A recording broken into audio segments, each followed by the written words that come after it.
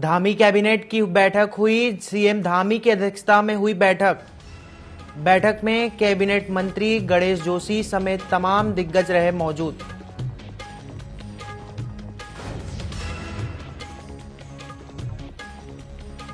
मंगलौर विधानसभा seat में 10 जुलाई को उपचुनाव। बीजेपी और कांग्रेस पार्टी कर रही है जीत का दावा। कांग्रेस प्रवक्ता शिषपाल बिष्ट का बीजेपी पर तंज। बीजेपी प्रदेश महामंत्री आदित्य कोठारी ने किया पलटवार।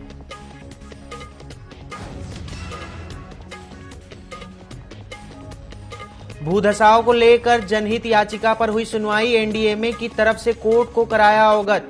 कोर्ट ने स्टेटस रिपोर्ट याचिकाकर्ता सहित अन्य रिस्पोंडेंट को उपलब्ध कराने को कहा और रियायती मूल्य पर विशेष पोषण किट देने की तैयारी। 14 लाख परिवारों को मिलेगा लाभ। खाद्य मंत्री ने अधिकारियों को दिए निर्देश। दूसरे राज्यों का अध्ययन करने के भी निर्देश।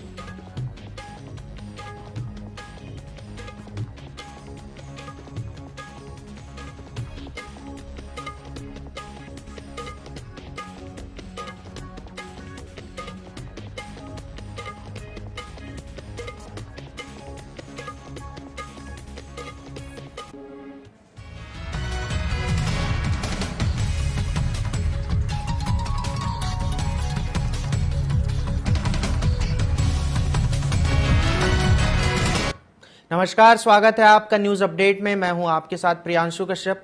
बढ़ते हैं खबरों की ओर, जहां उत्तराखंड में 10 जुलाई को उपचुनाव होने हैं। ऐसे में दोनों ही दल जीत के दावे कर रहे हैं, लेकिन मंगलौर भाजपा आज तक जीत नहीं सकी है। ऐसे में कांग्रेस का मंगलौर सीट से जीत का दावा करना लाजमी है। कांग्रेस प्रवक्ता शिषपाल बिष्ट ने कहा कि मंगलौर विधानसभा का इतिहास है कि भारतीय जनता पार्टी को हमेशा पापड़ बेलने पड़े हैं और वहां पर कांग्रेस पार्टी का जनाधार है। वहीं भाजपा का प्रदेश महामंत्री आदित्य कोठारी ने जवाब देते हुए कहा कि यह बात सत्य है कि राज्य बनने के बाद से लेकर अभी तक बीजेपी मंगलौर विधानसभा का चुनाव नहीं जीत पाई है, लेकिन चुनाव हमेशा समीकरणों के आधार पर जीते जाते हैं। अभी तक हर बार की परिस्थिति भाजपा के अनुकूल नहीं रही, लेकिन इस बार यह उपचुनाव आए और उपचुनाव में प्रत्येक क्षेत्र की जनता यह चाहती है कि उनके क्षेत्र में विकास हो।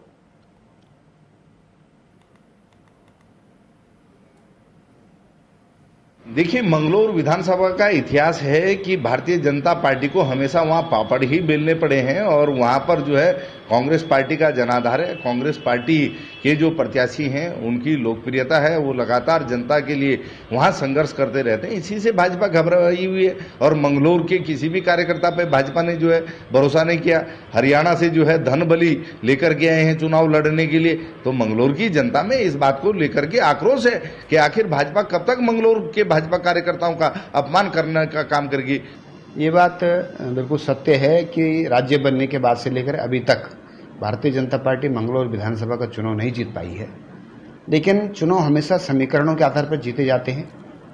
अभी तक हर बार की परिस्थिति भाजपा के अनुकूल नहीं रही, लेकिन इस बार ये उपचुनाव है और उपचुनाव में प्रत्येक क्षेत्र की जनता ये चाहती है कि उनके क्षेत्र में विकास हो। सरकार इस समय प्रदेश में भारतीय जनता पार्टी की है, तो मैं समझता हूं कि मंगलौर की जनता भी ये चाहती है कि भारतीय जनता पार्टी का प्रत्याशी जीते, ताकि उस क्षेत्र का बहुत अच्छा विकास हो सके।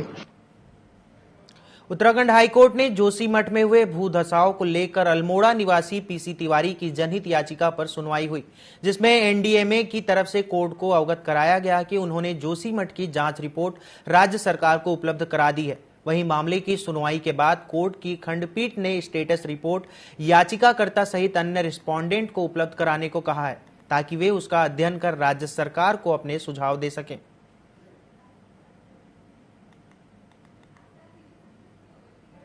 आप जानते हैं कि जोशीमठ मामले में अल्टीमेटली जो आखिरी ऑर्डर था उसमें NDMA national disaster management authority जो है उसको हाईकोर्ट ने मैटर दिया था, जहां पे पिटिशनर जो कि एक परिवर्तन पार्टी के अध्यक्ष हैं और सोशल वर्कर हैं पीसी तिवारी, वो भी गए थे और काउंसिल ऑफ द पिटिशनर हम भी गए थे और एक और एक्सपर्ट गए थे जिनकी एनडीएमए के सामने पेशी हुई थी।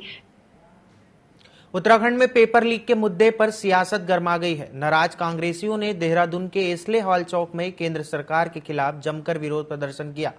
प्रदर्शनकारियों ने केंद्र सरकार का पुतला दहन कर सरकार के खिलाफ जमकर नारेबाजी की है। महानगर कांग्रेस अध्यक्ष डॉक्टर जसविंदर सिंह गोगी ने केंद्र सरकार से पेपर लीक को रोकने के लिए ठोस नीति बनाने और दोषियों के खिलाफ सख्त कार्रवाई किए जाने की मांग की है। वहीं बीजेपी प्रदेश महामंत्री आदित्य कोठारी ने कहा कि बच्चों के भविष्य के साथ खिलवाड़ बर्दाश्त नहीं किया जाएगा। केंद्र और राज्य सरकार लगातार नकल गिरोह के खिलाफ लगातार कार्रवाई कर रही है।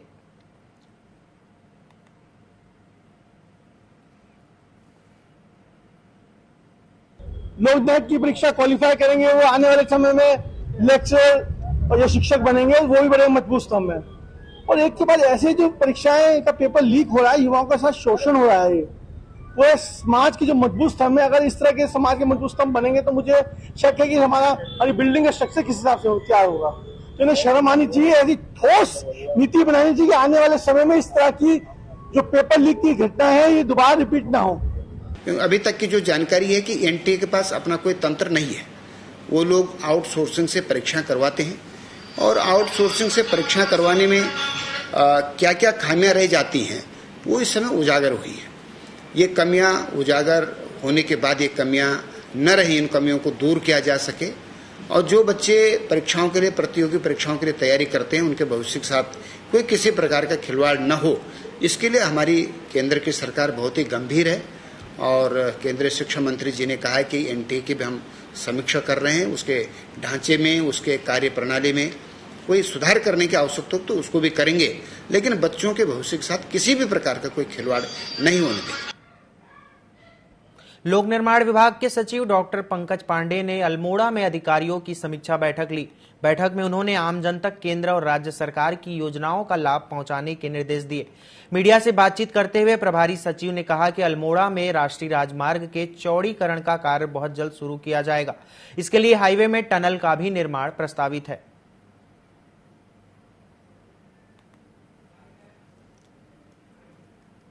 मैं अल्मोड़ा आया हूँ और सभी विभागों के साथ विस्तृत विचार विमर्श हुआ, समीक्षा हुई है और मैंने सभी विभागीय अधिकारियों को कहा है हर एक स्कीम का जो ऑब्जेक्टिव है, जो उद्देश्य है, उसको देखते हुए योजना का लाभ जो लाभार्थियों तक मिलना चाहिए।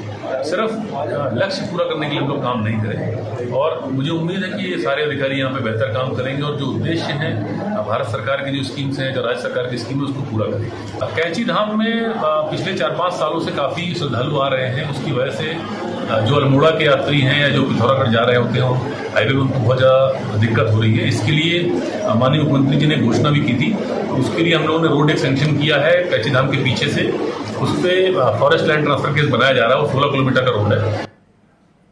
मसूरी में 144 करोड़ रुपए की मसूरी यमुना पेयजल पंपिंग योजना के तहत किए गए कार्यों की पोल खुलती हुई नजर आ रही है। गांधी चौक पर 6 इंच की लाइन का वॉल फट गया, जिससे क्षेत्र में पानी हो गया है। वहीं ऐसा लग रहा था कि मानो कोई झरना बह रहा हो, जिसका लोग जमकर आनंद लेते हुए नजर आए। स्थानीय लोगों ने कहा कि जहां मसूरी में कई क्षेत्र पानी को तरस रहे हैं, तो वहीं दूसरी ओर जल निगम पेयजल योजना के तहत किए गए कार्य की खराब गुणवत्ता के कारण लोग पानी के लिए तरस रहे हैं। जल निगम के अधिशासी अभियंता संदीप कश्यप ने बताया कि 6 इंच की पाइपलाइन में पानी का ज्यादा प्रेशर आने के कारण गांधी चौक के पास पाइपलाइन का वाल्व फट गया, जिसको तत्काल ठीक करने के निर्देश दे दिए गए हैं।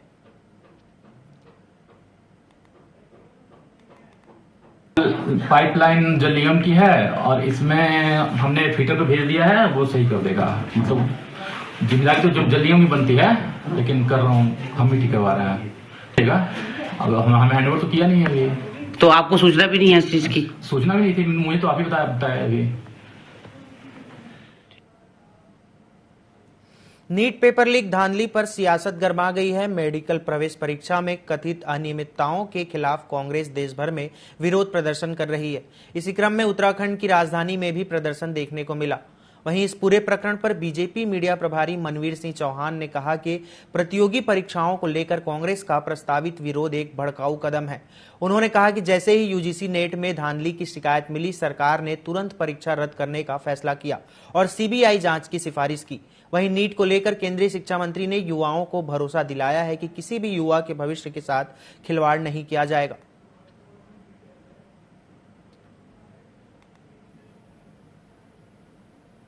किसी भी प्रकार से युवाओं के साथ अन्याय न हो, उसके लिए कृत संकल्पित है।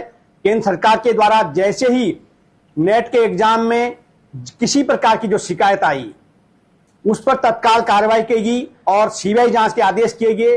साथ ही नीट के एग्जाम में भी किसी प्रकार की गड़बड़ी जो सामने आई उसको भी तत्काल प्रभाव से निरस्त किया गया। हमारे उत्तराखंड राज्य में तो देश में सबसे कठोरतम नकल कानून बनाने का काम हमारे मुख्यमंत्री ने किया है और आज पूरे देश के अंदर उस कानून को लागू किया जा रहा है। तो निश्चित रूप से कांग्रेस सिर्फ और फिर राजनीति करने की स्पेस को उठा रही है। खबर चमोली से है, जहां बद्रीनाथ उपचुनाव में कांग्रेस प्रत्याशी लखपत बुटोला के समर्थन में गोपेश्वर पहुंचे।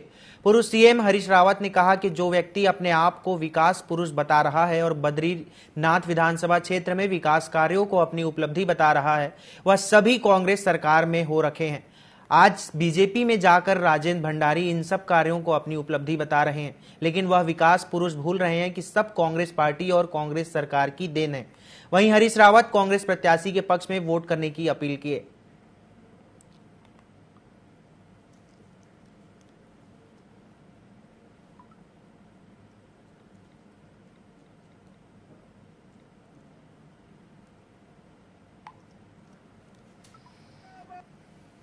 विफलता का रुमाल जबकि हकीकत ये है कि हमने बद्रीनाथ क्षेत्र में रिकॉर्ड विकास के काम करवाए और विकास के काम कोई व्यक्ति नहीं करवाता है, ये पार्टी करवाती है और उस पार्टी की सरकार कराती है। और इस मामले में काम के मामले में कांग्रेस का रिकॉर्ड नरेंद्र सिंह भंडारी जी से लेकर के जो है आज तक बहुत अच्छा है।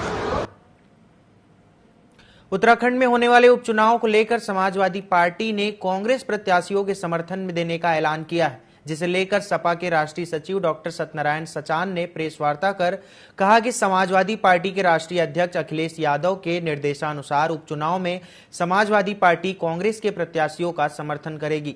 वहीं उन्होंने अपने सभी कार्यकर्ताओं को कांग्रेस के साथ मिलकर काम करने के निर्देश देने की बात कही है।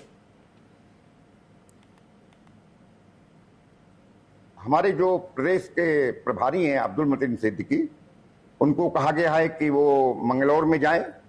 इसके साथ साथ हरिद्वार के जिला अध्यक्ष साजिद अंसारी, चंद्रशेखर यादव, आशीष यादव, महेंद्र यादव, शरद पांडे, नरेंद्र गुर्जर, इन सब लोगों को दिशा निर्देशित किया गया है कि ये मंगलौर जाकर के, क्योंकि शरद पांडे वहां से चुनाव भी लड़ चुके थे 22 में, ये सब लोग जाकर के वहां पर काम करेंगे। और विपुल कैरोनी जो हमारे बद्रीनाथ के हैं वो वहां पर कोऑर्डिनेट करेंगे वहां के कांग्रेस के प्रत्याशी के साथ और पूरी तरीके से तन मन धन से काम करेंगे। रुद्रपुर से जीव हत्या पर प्रतिक्रिया देने को लेकर युवक पर जानलेवा हमले का मामला सामने आया है, जहां महाविद्यालय के व्हाट्सएप ग्रुप में एक युवक ने ईद की बधाई दी, जिस पर पीड़ित युवक ने जीव हत्या पर अपनी भावना व्यक्त कर दी। वहीं इससे नाराज युवकों ने पीड़ित पर धारदार हथियार से हमला कर दिया, जिसमें वह गंभीर रूप से घायल हो गया। फिलहाल मामले में आरोपियों के खिलाफ मामला दर्ज कर लिया गया है। देखिए 20 तारीख की घटना है जिसकी हमें शिकायत प्राप्त हुई थी। एक व्यक्ति है जिसका नाम है लक्ष्य दिवाकर, उसके द्वारा ये आरोप लगाया गया था कि उसको कुछ छात्रों द्वारा कॉलेज में मारा पीटा गया है। तो इसका संज्ञान लेते हुए हमने इसमें मुकदमा दर्ज किया था मारपीट की धाराओं में। इसमें 4 लोगों के खिलाफ मारपीट के मुकदमे दर्ज हुआ है और इसके साथ एक अन्य व्यक्ति है जिस पर जान से मारने की धमकी देने का आरोप है। तो इसमें हमारे द्वारा तत्काल एफआईआर दर्ज करके कानूनी कार्रवाई की गई है। इसमें यह आरोप था कि इन छात्रों के द्वारा एक व्हाट्सएप ग्रुप पर बात की जा रही थी, जिस पर कोई टिप्पणी लेकर कुछ छात्रों द्वारा लक्ष्य दिवाकर के साथ मारपीट की। उत्तराखंड की धामी सरकार राज्य के अंत्योदय और राष्ट्रीय खाद्य सुरक्षा गारंटी राशन कार्ड वाले करीब 14 लाख परिवारों को सरकार रियायती मूल्य पर विशेष पोषण किट देने की तैयारी कर रही है। इस संबंध में खाद्य मंत्री रेखा आर्या ने विधानसभा सभागार में समीक्षा बैठक में अधिकारियों को इसके निर्देश दिए हैं। इस किट में दाल, तेल, मसाले सहित कई जरूरत की खाद्य सामग्री होंगी, जिसे 50% तक सब्सिडी पर दिया जाएगा। बैठक के बाद खाद्य मंत्री आर्या ने दूसरे राज्यों का अध्ययन करने के निर्देश भी दिए हैं।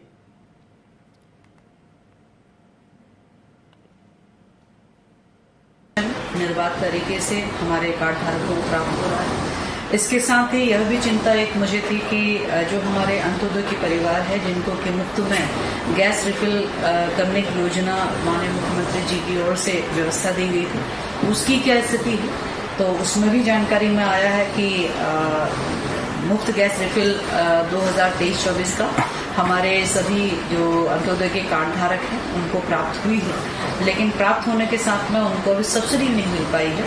तो सब्सिडी शीघ्र अतिशीघ्र उनके खातों में डीबीटी कर दी जाए, यह विभाग को निर्देशित कर दिया है। मौसम विभाग की ओर से जारी की गई बारिश की भविष्यवाणी एक बार फिर सटीक साबित हुई। सुबह से ही सरोवर नगरी नैनीताल को कोहरे ने पूरी तरह से ढक लिया है। तेज हवाओं और बारिश के चलते ठंड ने दस्तक दे दी है। कोहरे और बारिश के कारण आम जन जीवन पूरी तरह से अस्त व्यस्त हो गया है। वहीं नैनीताल पहुंचे पर्यटक झमाझम बारिश का लुत्फ उठाते दिखाई दिए।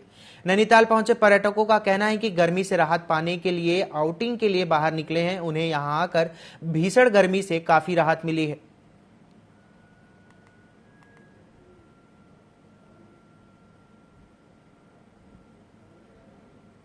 यहाँ माता नैना देवी की कृपा लगातार बरस रही है। हम लोगों को ऐसे लग रहा है जैसे हम लोग एकदम बर्फीली जगह में आ गए।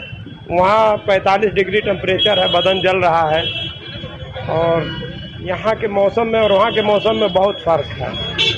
इसीलिए लोगों की इच्छा होती है कि गर्मियों में नैनीताल घूमा जाए और सर्द मौसम का आनंद लिया जाए। नैनीताल की कलेक्टर वंदना सिंह ने अधिकारियों के साथ लालकुआं विधानसभा का स्थलीय निरीक्षण किया।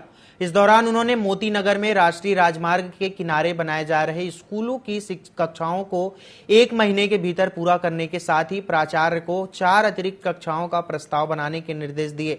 इसके बाद डीएम देवरामपुर स्थित गौला नदी तट पर पहुंची, जहां उन्होंने गोला नदी से होने वाले भू कटाव और तटबंधों का निरीक्षण किया। इस दौरान डीएम ने वन विभाग से उनके क्षेत्र में सुरक्षा दीवार बनाए जाने की जानकारी ली।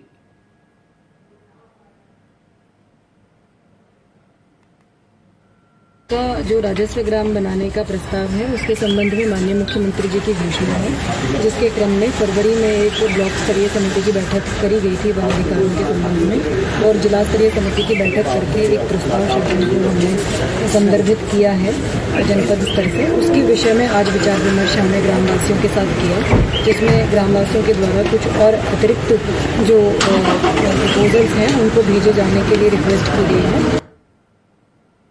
बिनसर वनाग्नि में 5 वन कर्मियों की मौत के बाद बिनसर वन्यजीव अभ्यारण्य में पर्यटन व्यवसाय की कमर टूट गई है। 13 जून को वनाग्नि में वन कर्मियों के जिंदा जलने के बाद बिनसर वन्यजीव अभ्यारण्य को पर्यटकों के लिए बंद कर दिया गया है। पर्यटन सीजन के पीक होने और बुकिंग फुल होने के बावजूद भी बिनसर अभ्यारण्य में पर्यटक व्यवसायियों को लाखों रुपए का नुकसान उठाना पड़ रहा है। पर्यटन व्यवसायियों का कहना है कि जून में पर्यटन सीजन पीक पर होता है। बीते 13 जून से अब तक लाखों रुपए की बुकिंग कैंसिल कर पैसा वापस कर दिया गया है।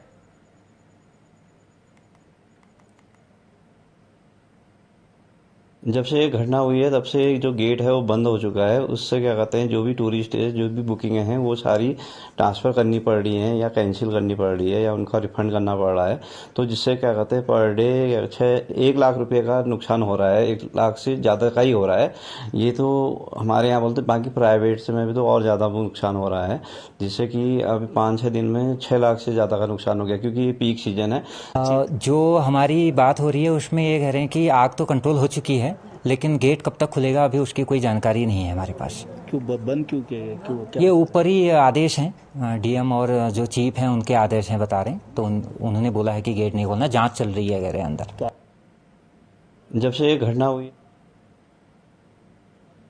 उत्तराखंड कांग्रेस प्रदेश अध्यक्ष करण माहरा ने आंदोलन का ऐलान किया है। उन्होंने देश भर में नीट यूजी और यूजीसी नेट की परीक्षा को लेकर उठ रहे विवादों को लेकर भाजपा सरकार पर युवाओं के हितों से खिलवाड़ करने का आरोप लगाया है।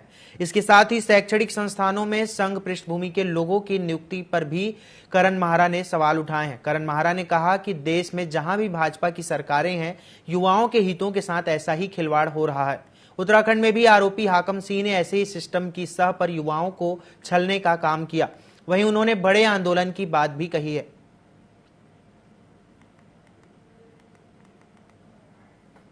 आज भारतवर्ष में पूरी तरीके से व्यवस्था एक चरमराई हुई है।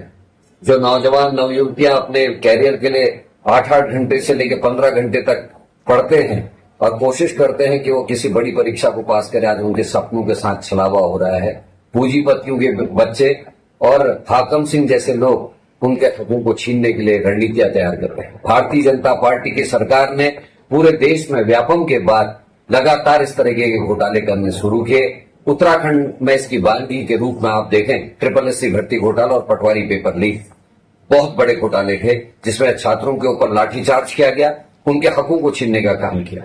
आज UGC के नीट और NEET के पेपर्स लीक हुए। एक को सरकार ने निरस्त किया है और दूसरा अभी तक निरस्त नहीं किया है। लगातार बीजेपी के लोग, बीजेपी की सरकारें, नरेंद्र मोदी, अमित शाह और इनके मुख्यमंत्री लोग लगातार ऐसे लोगों को संरक्षण दे रहे हैं जो इस तरह के कृत्यों में हैं। पौड़ी के कलेक्ट्रेट में जन सुनवाई का आयोजन किया गया, जिसमें दूर दराज से आकर लोगों ने अपनी समस्याएं रखी।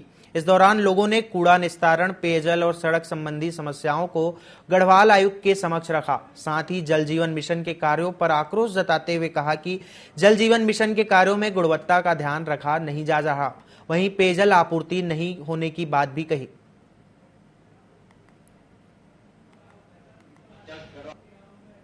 जनता की समस्या को सुनने के लिए सभी अधिकारियों की मौजूदगी में एक उसको दरबार क्या कहेंगे, आप ये कह सकते हैं, एक फोरम था, हमने उपलब्ध कराया था कि एज ए कमिश्नर हम भी चाहते थे कि देखना कि क्या स्थिति है और विभागों को हमने रिव्यू भी किया है।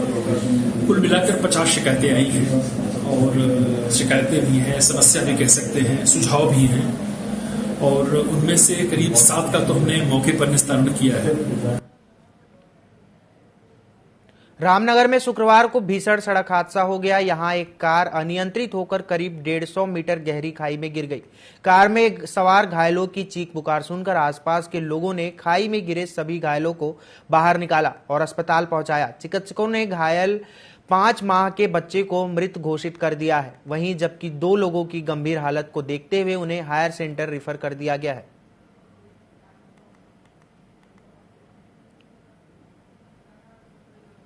इसमें 3-4 लोग घायल हुए हैं और ये डुडियाल से 200 मीटर की दूरी पर आगे और जो नैल कमान रोड जा रही है उससे भी 100-150 मीटर को पीछे बीच में हुआ है। उसमें महिला पुरुष तो 2 महिलाएं हैं और एक पुरुष है और एक बालक। खाई तो बहुत ज्यादा है, कोई 100 मीटर।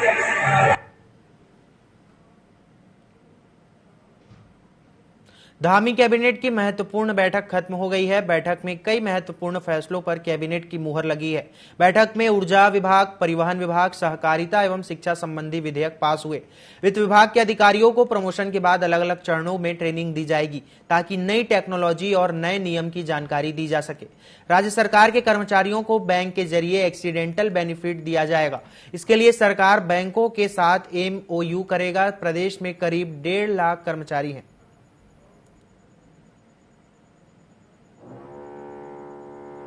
इसमें जो पर्यटन नीति 2018 में आई थी, जिसमें जो विभिन्न कैटेगरी थी A, B, B+, ये जो हमारे जिले हैं उनके हिसाब से इनको कैटेगराइज किया गया था।